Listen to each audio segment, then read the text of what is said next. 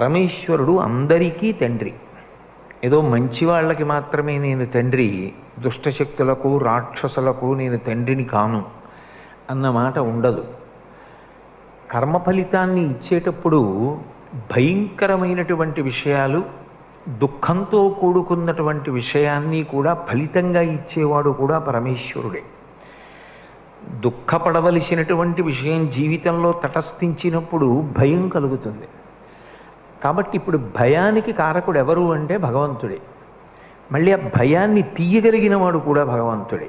అందుకే విష్ణు సహస్రనామ స్తోత్రంలో భయకృత్ భయనాశన, భయం ఎందుకు పెడతాడు? అది ఆయన లక్షణం కాదు.